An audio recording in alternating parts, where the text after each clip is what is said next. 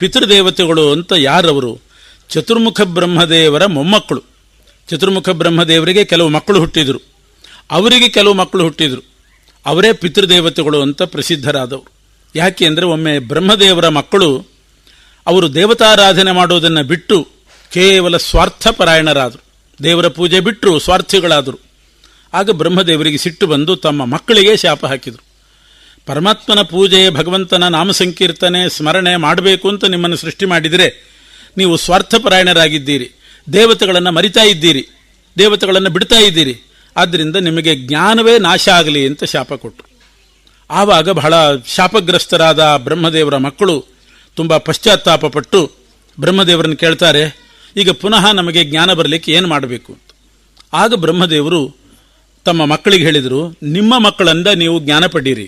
ನಿಮ್ಮ ಮಕ್ಕಳಿದ್ದಾರೆ, ಅವರು ಜ್ಞಾನಿಗಳಾಗಿದ್ದಾರೆ, ಅವರೇನು ಸ್ವಾರ್ಥಿಗಳಾಗಿಲ್ಲ, ಅವರಿಂದ ನೀವು ತತ್ವೋಪದೇಶ ಪಡೀರಿ ಅಂತ. ಆಗ ಬ್ರಹ್ಮದೇವರ ಮಕ್ಕಳು ತಮ್ಮ ಮಕ್ಕಳ ಹತ್ತಿರ ಬಂದು ತಮಗೆ ನಷ್ಟವಾದಂಥ ಜ್ಞಾನವನ್ನು ಪುನಃ ಪಡೀಬೇಕು, ನಮಗೆ ಉಪದೇಶ ಮಾಡ್ರಿ ಅಂತ ಕೇಳ್ತಾರೆ. ಆಗ ಆ ಮಕ್ಕಳು ತಮ್ಮ ತಂದೆಗಳಿಗೇನೆ ತತ್ವೋಪದೇಶ ಮಾಡಿದರು, ಜ್ಞಾನವನ್ನು ಕೊಟ್ಟರು, ನಷ್ಟವಾದ ಜ್ಞಾನ ಬಂತು. ಆಮೇಲೆ ಆ ಮಕ್ಕಳು ತಂದೆಗಳನ್ನು ಕಳಿಸುವಾಗ ಮಕ್ಕಳೇ ಹೋಗಿ ಬನ್ನಿ ಎಂದ್ರಂತ. ಮಕ್ಕಳೇ ನಿಮಗೆ ಉಪದೇಶ ಆಯಿತು, ಹೋಗಿ ಬನ್ನಿ ಅಂತಾರೆ. ಆಗ ಅವರಿಗೆ ಬಹಳ ವ್ಯಥೆ ಆಯಿತು. ನಮ್ಮ ಮಕ್ಕಳು ನಮ್ಮನ್ನೇ ಮಕ್ಕಳೇ ಅಂತ ಕರೀತಾ ಇದ್ದಾರೆ, ನಾವು ಅವರಿಗೆ ತಂದೆ ಮಕ್ಕಳೇ ಅಂದ್ರಲ್ಲ, ಅವರಿಂದ ಉಪದೇಶ ಪಡೆದದ್ದಕ್ಕೆ ಅಂತ ಬಹಳ ಬೇಜಾರು ಮಾಡಿಕೊಂಡು ಬ್ರಹ್ಮದೇವರ ಹತ್ರ ಬಂದು ಹೇಳ್ತಾರೆ, ನಮ್ಮ ಮಕ್ಕಳು ನಮಗೆ ಉಪದೇಶ ಮಾಡಿದರು, ಜ್ಞಾನ ಕೊಟ್ಟರು, ಆದರೆ ನಮ್ಮನ್ನ ತಾತ್ಸಾರ ಮಾಡಿ ಮಕ್ಕಳೇ ಹೋಗಿ ಬನ್ನಿ ಅಂತ ಕಳಿಸಿದರು. ನಾವು ಮಕ್ಕಳ ಅವರಿಗೆ ತಂದೆಗಳಲ್ವೇ? ಆಗ ಬ್ರಹ್ಮದೇವರು ಹೇಳ್ತಾರೆ, ನೀವು ಬೇಜಾರು ಮಾಡ್ಕೋಬೇಡಿ, ನೀವು ನಿಮ್ಮ ಮಕ್ಕಳಿಗೆ ತಂದೆಗಳು ಹೌದು, ಆದರೂ ನೀವು ಅವರಿಗೆ ಮಕ್ಕಳು ಹೌದು. ಯಾಕೆ ಅಂದರೆ, ಅವರು ನಿಮಗೆ ಜ್ಞಾನವನ್ನು ದಾನ ಮಾಡಿದರೋ ಇಲ್ವೋ? ಜ್ಞಾನದಾನ ಮಾಡಿದ ಮೇಲೆ ಅವರು ಪಿತೃಗಳು, ನೀವು ಮಕ್ಕಳು. ನೀವು ದೇಹ ಕೊಟ್ಟಂಥ ತಂದೆಗಳು ನೀವು, ನಿಮಗೆ ಜ್ಞಾನ ಕೊಟ್ಟಂಥ ತಂದೆಗಳು ನಿಮ್ಮ ಮಕ್ಕಳು. ತಂದೆ ಅಂತಂದರೆ ಬರೇ ದೇಹ ಕೊಟ್ಟು ಕೂಡಲೇ ಮಾತ್ರ ಅಲ್ಲ, 5 ರೀತಿಯಾಗಿ ಪಿತೃಗಳಿದ್ದಾರೆ, 5 ವಿಧ ತಂದೆಗಳಿದ್ದಾರಂತ. ಯಾರು ಒಬ್ಬನಿಗೆ ಜ್ಞಾನ ಕೊಡ್ತಾನೆ ಅವನೂ ತಂದೆ, ಯಾರು ಶರೀರವನ್ನು ಕೊಡ್ತಾನೆ, ಹುಟ್ಟಿಸ್ತಾನೆ, ಅವನೂ ತಂದೆ. ಮತ್ತೆ ಹಿರಿಯ ಅಣ್ಣ, ಅವನು ಕೂಡ ತಮ್ಮಂದರಿಗೆಲ್ಲ ತಂದೆ ಅಂತಲೇ ಲೆಕ್ಕ. ಯಾರು ಉಪನಯನ ಮಾಡ್ತಾನೆ ಅವನೂ ತಂದೆನೆ. ಇನ್ನು ಅನ್ನ ಹಾಕಿ ಯಾರು ಸಾಕ್ತಾರೆ ಅವರು ತಂದೆ. 5 ವಿಧ ತಂದೆಗಳಿದ್ದಾರೆ. ದೇಹ ಕೊಟ್ಟವರೇ ಅನ್ನ ಹಾಕಬೇಕು ಅಂತ ನಿಯಮ ಇಲ್ಲ. ಹುಟ್ಟಿಸ್ತಾರೆ, ಮಗು ಹುಟ್ಟು ಹೊತ್ತಿಗೆ ಸತ್ತು ಹೋಗಿರ್ತಾರೆ, ಅನ್ನ ಹಾಕಿ ಸಾಕುವವರು ಬೇರೆ, ಅವರು ತಂದೆ. ಉಪನಯನ ಮಾಡುವವರು ಮತ್ತೆ ಯಾರೋ ಮಾಡ್ತಾರೆ, ಅವರೂ ತಂದೆ. ಹೀಗೆ 5 ವಿಧ ತಂದೆಗಳಿದ್ದಾರೆ. ನಿಮಗೆ ಜ್ಞಾನದಾನ ಮಾಡಿದ್ರಿಂದ ಅವರು ಪಿತೃಗಳು. ನಿಮ್ಮನ್ನು ಮೊದಲ ಬಾರಿಗೆ ಮಕ್ಕಳೇ ಅಂತ ಕರೆದರು. ಸಾಧಾರಣವಾಗಿ ಮಕ್ಕಳು ಅಂತ ಹೇಳೋದು ಯಾರನ್ನ? ಯಾರು ಹುಟ್ಟಿರ್ತಾರೋ, ದೇಹ ಪಡ್ಕೊಂಡು ಹುಟ್ಟಿರ್ತಾರೋ ಅವರು ಮಕ್ಕಳು. ದೇಹ ಕೊಟ್ಟವರು ತಂದೆ. ಉಳಿದ 4 ಅಷ್ಟು ಪ್ರಚಲಿತ ಇಲ್ಲ. ಆದರೂ ನಿಮ್ಮ ಮಕ್ಕಳು ನಿಮ್ಮನ್ನ ಮಕ್ಕಳೇ ಅಂತ ಕರೆದದ್ರಿಂದ ಅವರು ಇನ್ನು ಮುಂದೆ ಪಿತೃದೇವತೆಗಳು ಅಂತ ಪ್ರಸಿದ್ಧರಾಗಲಿ. ಅವರು ದೇವತೆಗಳು ಹೌದು, ಪಿತೃದೇವತೆಗಳು, ಯಾಕೆ ನಿಮ್ಮನ್ನ ಮಕ್ಕಳೇ ಅಂತ ಕರೆದರು. ಹೀಗೆ ಚತುರ್ಮುಖ ಬ್ರಹ್ಮದೇವರ ಮೊಮ್ಮಕ್ಕಳು ಪಿತೃದೇವತೆಗಳು ಅಂತ ಪ್ರಸಿದ್ಧರಾದರು. ಇದು ಅವರಿಗೆ ಈ ನಾಮ ಬಂದದ್ದು ಆ ರೀತಿ, ಪಿತೃದೇವತೆಗಳು ಅಂತ. ಅವರಿಗೆ ಪರಮಾತ್ಮ ಈ ಕೆಲಸ ಕೊಟ್ಟ. ಆ ಪಿತೃದೇವತೆಗಳು ಇನ್ನು ಮುಂದೆ ಲೋಕದಲ್ಲಿ ಯಾರ್ಯಾರು ಸತ್ತಿರ್ತಾರೆ, ಆ ಸತ್ತವರಿಗೆ ಯಾರು ಶ್ರಾದ್ದ ಮಾಡ್ತಾರೆ, ಶ್ರಾದ್ದ ಮಾಡುವಾಗ ಆ ಶ್ರಾದ್ದದಲ್ಲಿ ಆ ಪಿತೃದೇವತೆಗಳಿಗೆ ಮೊದಲು ಪೂಜೆ ಮಾಡಬೇಕು. ವಿಶ್ವೇ ದೇವತೆಗಳಿಗೆ ಮಾಡಿ, ಆಮೇಲೆ ಪಿತೃದೇವತೆಗಳಿಗೆ ಮಾಡಿ, ಅನಂತರದಲ್ಲಿ ಅಗಲಿ ಹೋದ ಪಿತೃಗಳಿಗೆ ಪಿಂಡ ಇಟ್ಟು ಪಿಂಡದಲ್ಲಿ ಆವಾಹನೆ ಮಾಡಿ ಪೂಜೆ ಮಾಡಬೇಕು. ಆವಾಗ ಹೆಸರು ಗೋತ್ರ ಹೇಳಬೇಕು. ಆ ಪಿತೃದೇವತೆಗಳು ಮೊದಲೇ ಪೂಜಿತರಾಗಿ ಕೂತಿರ್ತಾರೆ.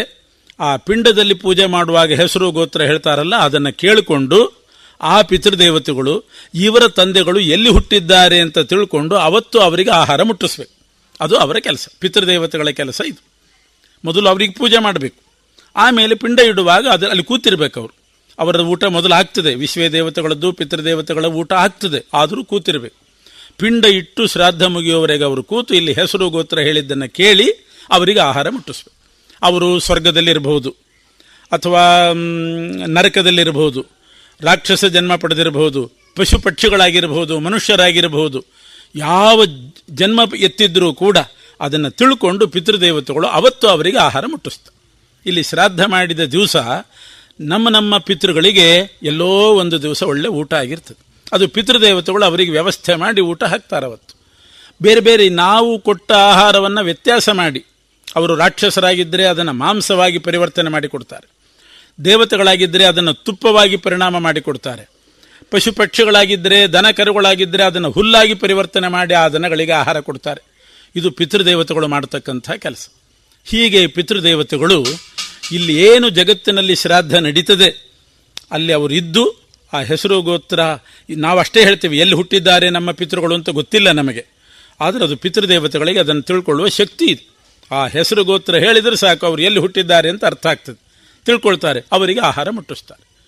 ಇದು ಪಿತೃದೇವತೆಗಳ ಕೆಲಸ. ಅದರಲ್ಲಿ 7 ಗಣ ಇದೆ ಆ ಪಿತೃದೇವತೆಗಳಿಗೆ. ಅಂದರೆ ಬ್ರಹ್ಮದೇವರ ಮಕ್ಕಳಲ್ಲಿ 7 ಗಣ. ವೈರಾಜರು ಅಂತ ಒಂದು ಗಣ, ವೈರಾಜರು, ಅಗ್ನಿಶ್ವಾತ್ತರು, ಬರ್ಹಿಷದರು ಅಂತ 3 ಗಣ ಇದೆ. ಇವರು ಮನುಷ್ಯರಿಗೆ ಸಂಬಂಧಪಟ್ಟ ಪಿತೃದೇವತೆಗಳಲ್ಲ, ದೇವತೆಗಳು ಅವರನ್ನು ಆರಾಧನೆ ಮಾಡ್ತಾರಷ್ಟೆ. ಆದರೆ ಅವರ ಚರಿತ್ರೆ ವಂಶಾವಳಿಯನ್ನು ಹೇಳ್ತಾರೆ. ವೈರಾಜ ಅನ್ನುವಂಥ ಪಿತೃದೇವತೆಗಳ ಗಣವೇ ಒಂದಿದೆ ಗುಂಪು. ಆ ವೈರಾಜ ಪಿತೃಗಳ ಮಗಳೇ ಮೇನಾದೇವಿ, ಅವರ ಮಾನಸ ಪುತ್ರಿ ಮೇನಾದೇವಿ. ಮೇನಾದೇವಿಯನ್ನು ಹಿಮವಂತ ಮದುವೆ ಮಾಡಿಕೊಂಡ. ಹಿಮವಂತನಿಗೆ ಮೇನಾದೇವಿಯಲ್ಲಿ ಹುಟ್ಟಿದವಳೇ ಪಾರ್ವತೀದೇವಿ, ಮೇನಾದೇವಿಯ ಮಗಳು. ಇವತ್ತು ಜಗತ್ಪ್ರಸಿದ್ಧಳಾಗಿರ್ತಕ್ಕಂಥ ಪಾರ್ವತೀದೇವಿ ಪಿತೃಗಣಕ್ಕೆ ಸೇರಿದವಳು. ಅದರಲ್ಲಿ ವೈರಾಜ ಪಿತೃಗಳ ಮಗಳೇ ಪಾರ್ವತೀದೇವಿ. ವೈರಾಜ ಪಿತೃಗಳ ಮಗಳು ಮೇನಾದೇವಿ, ಹಿಮವಂತನ ಹೆಂಡತಿ, ಅವರ ಮಗಳೇ ಪಾರ್ವತಿ. ಮತ್ತು ಏಕಪರ್ಣ ಅಂತ ಒಬ್ಬಳು, ಪಾರ್ವತಿಗೆ ಇನ್ನೊಂದು ಹೆಸರು ಅಪರ್ಣ ಅಂತ, ಅಪರ್ಣ ಅಥವಾ ಪಾರ್ವತಿ. ಏಕಪರ್ಣ, ಏಕಪಾಟಲ. ಅದರಲ್ಲಿ ಅಪರ್ಣ ಅನ್ನುವಳು ರುದ್ರದೇವರ ಹೆಂಡತಿ ಆದಲು ಉಮಾದೇವಿ. ಬಹಳ ಕಠಿಣವಾದ ತಪಸ್ಸು ಮಾಡ್ತಾಳೆ. ಆಗ ಅವಳ ತಾಯಿ ಮೇನಾದೇವಿ ಬಂದು ಮಾ ಅಂತ ತಡೆದ್ಲಂತ. ಅಂದರೆ ಮಗಳೇ ಮಾ ಸಾಕು, ಇಷ್ಟು ತಪಸ್ಸು ಮಾಡಬೇಡ ಅಂತ ತಡೆದ್ರಿಂದ ಉಮಾ ಅಂತ ಅವಳಿಗೆ ಹೆಸರು ಬಂತು. ಪರ್ವತನ ಮಗಳಾದ್ರಿಂದ ಪಾರ್ವತಿ. ಅವಳೇ ಮುಂದೆ ರುದ್ರದೇವರನ್ನ ಮದುವೆ ಮಾಡಿಕೊಳ್ತಾಳೆ. ಹಾಗೆ ಏಕಪರ್ಣ ಅಂತ ಮತ್ತೊಬ್ಬಳಿದ್ಲು. ಅವಳು ಅಸಿತ ದೇವಲರು ಅಂತ ಒಬ್ಬ ಋಷಿಗಳ ಹೆಂಡತಿ ಆಗ್ತಾಳೆ. ಏಕಪರ್ಣ ಅಂದರೆ ದಿನಕ್ಕೆ ಯಾವುದೋ ಒಂದು ಸೊಪ್ಪಿನ ತುಂಡು ತಿಂದು ತಪಸ್ಸು ಮಾಡ್ತಿದ್ಲಂತ ಅಷ್ಟೇ. ಅದರಿಂದ ಅವಳಿಗೆ ಏಕಪರ್ಣ ಅಂತ ಹೆಸರು. ಪಾರ್ವತಿ ತಪಸ್ಸು ಮಾಡುವಾಗ ಒಂದು ಸೊಪ್ಪಿನ ತುಂಡು ತಿಂದಿಲ್ಲ, ಆದ್ದರಿಂದ ಅವಳಿಗೆ ಅಪರ್ಣ ಅಂತ ಹೆಸರು. ಒಂದು ಪರ್ಣವನ್ನೂ ತಿನ್ನಲಿಲ್ಲ. ಇನ್ನೊಬ್ಬಳು ಏಕಪಾಟಲ, ಪಾಟಲ ಅಂತ ಒಂದು ಹೂವು, ದಿನಕ್ಕೆ ಒಂದೊಂದು ಪಾಟಲ ಅನ್ನುವ ಪುಷ್ಪ ತಿಂದು ತಪಸ್ಸು ಮಾಡ್ತಾ ಇದ್ಲು. ಅವಳು ಏಕಪಾಟಲ. ಅವಳು ಜೈಗೀಶವ್ಯರ ಹೆಂಡತಿ ಆದ್ಲು. ಇದು ವೈರಾಜ ಪಿತೃಗಳ ವಂಶ ಅಂದರೆ ಹೀಗೆ. ಅದರಲ್ಲಿ ಪಾರ್ವತಿ ಬಂದವಳು. ಅಗ್ನಿಶ್ವಾತ್ತರು ಅಂತ ಮತ್ತೊಂದು ಪಿತೃಗಣ. ಅಗ್ನಿಶ್ವಾತ್ತರ ಮಾನಸ ಪುತ್ರಿ ಅಚ್ಚೋದ ಅಂತ ಅವಳ ಹೆಸರು. ಅಗ್ನಿಶ್ವಾತ್ತ ಪಿತೃಗಳ ಮಾನಸ ಪುತ್ರಿ ಅಚ್ಚೋದ. ಅವಳು ಒಂದು ಸರೋವರ ಆದ್ಲು ಮೊದಲು, ಅನಂತರ ಅಚ್ಚೋದ ನದಿ ಅಂತ ನದಿಯಾಗಿ ಹರಿದವಳು.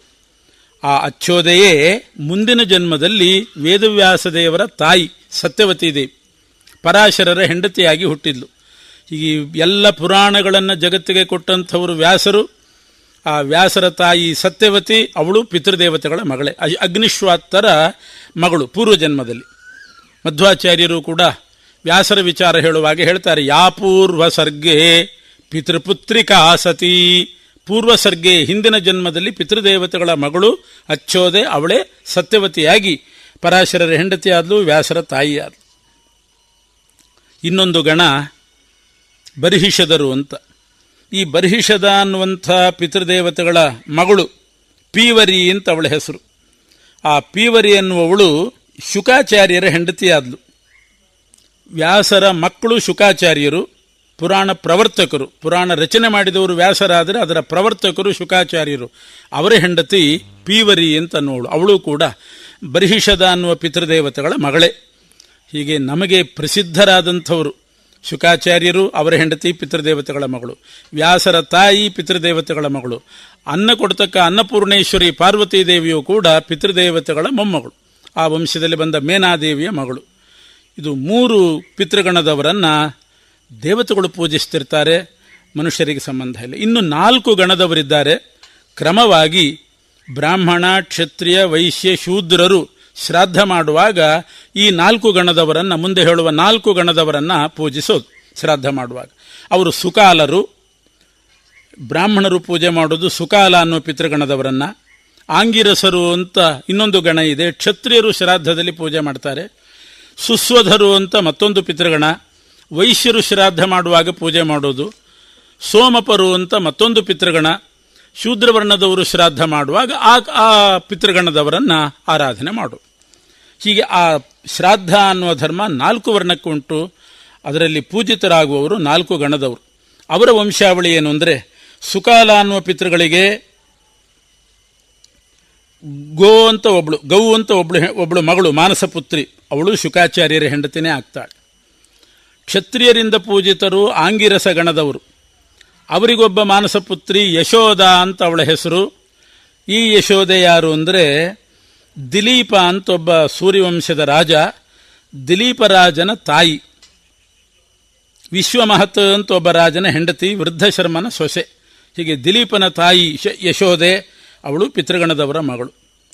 3ನೇ ಗಣ ಸುಸ್ವಧರು, ವೈಶ್ಯರಿಂದ ಪೂಜಿತರು. ಸುಸ್ವಧ ಅನ್ನುವ ಪಿತೃಗಣದವರಿಗೆ ಒಬ್ಬ ಮಾನಸಪುತ್ರಿ ಇದ್ದಾಳೆ, ವಿರಜಾ ಅಂತ ಅವಳ ಹೆಸರು. ಈ ವಿರಜಾ ಯಾರು ಅಂದರೆ ಯಯಾತಿ ಚಕ್ರವರ್ತಿಯ, ಯಯಾತಿ ಮಹಾರಾಜನ ತಾಯಿ ವಿರಜಾ.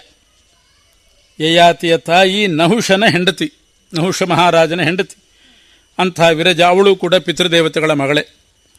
ಇನ್ನು ಸೋಮಪ ಅಂತ 4ನೇ ಗಣ, ಅವರಿಗೊಬ್ಬ ಮಾನಸಪುತ್ರಿ ಇದ್ದಾಳೆ, ಅವಳು ನರ್ಮದಾ ಅಂತ ಬಹಳ ಪ್ರಸಿದ್ಧಳು. ಅವಳು ಸೂರ್ಯವಂಶದ ಪುರುಕುತ್ಸರಾಜನ ಹೆಂಡತಿ. ತ್ರಸದ್ದಶ್ಯು ಅಂತಿದ್ದ ಅವನಿಗೆ ತಾಯಿ ನರ್ಮದೆ, ಅನಂತರ ನದಿಯಾಗಿ ಹರಿದವಳು. ನರ್ಮದಾ ಅಂತ ಒಂದು ನದಿಯಾಗಿ ಹರಿದು, ಬಹಳ ಪ್ರಸಿದ್ಧವಾದ ನದಿ. ಅಲ್ಲಿ ಸ್ನಾನ ಮಾಡಿದರೆ, ನರ್ಮದಾ ಸ್ನಾನ ಮಾಡಿದರೆ ಸ್ವರ್ಗಲೋಕದಲ್ಲಿ, ದೇವಲೋಕದಲ್ಲಿ ನರ್ಮ ಅಂದರೆ ಒಂದು ಸುಖ, ದೇವಲೋಕದ ಸುಖಕ್ಕೆ ನರ್ಮ ಅಂತಾರೆ. ಆ ಸುಖವನ್ನು ಕೊಡ್ತಕ್ಕಂಥವಳು. ಆದ್ದರಿಂದ ನರ್ಮದಾ ಅಂತ ನದಿಯಾಗಿ ಹರಿದಿದ್ದಾಳೆ. ಮತ್ತು ನರ್ಮದೆ ಅಷ್ಟೇ ಅಲ್ಲ, ಈ ಅರಣ್ಯದಲ್ಲಿರುವವರಿಗೆ, ಹೊಲಗದ್ದೆಗಳಲ್ಲಿರುವವರಿಗೆ ಹಾವಿನ ಭಯವನ್ನು ಪರಿಹಾರ ಮಾಡುವವಳು ನರ್ಮದೆ. ಬೆಳಿಗ್ಗೆ, ಮಧ್ಯ, ಸಾಯಂಕಾಲ, ತ್ರಿಕಾಲದಲ್ಲಿ ನರ್ಮದಾ ಸ್ಮರಣೆ ಮಾಡಬೇಕು ಅಂತ ಉಂಟು. ಯಾರು ನರ್ಮದೆಗೆ ನಮಸ್ಕಾರ ಮಾಡ್ತಾರೆ ಅವರಿಗೆ ಸರ್ಪಗಳ ಭಯ ಇಲ್ಲ ಅಂತ.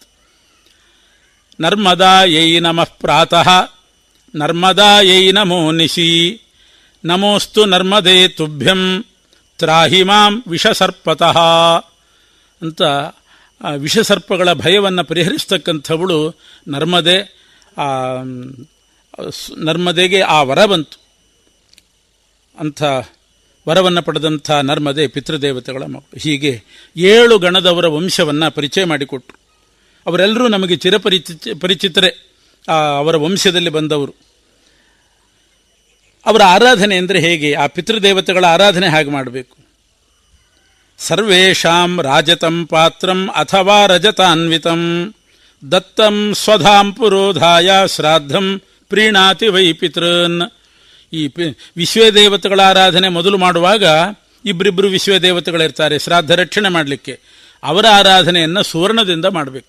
ದೇವಾನಾಂ ಸುವರ್ಣಂ, ಪಿತೃಣಾಂ ರಜತಂ ಅಂತಾರೆ. ಈ ಪಿತೃದೇವತೆಗಳ ಆರಾಧನೆಗೆ ರಜತ ಪಾತ್ರವನ್ನು ದಾನ ಮಾಡಬೇಕು. ಅನಂತರ ಇವರಿಬ್ಬರ ಆರಾಧನೆ ಮುಗಿದ ಮೇಲೆ ಪಿಂಡದಲ್ಲಿ ಅಗಲಿ ಹೋದಂಥ ಪಿತೃಗಳ ಆರಾಧನೆ. ಇದು ಶ್ರಾದ್ದದ ಕ್ರಮ. ದೇವಕಾರ್ಯಾದಪಿ ಮುನೆ ಪಿತೃಕಾರ್ಯಂ ವಿಶಿಷ್ಯತೆ.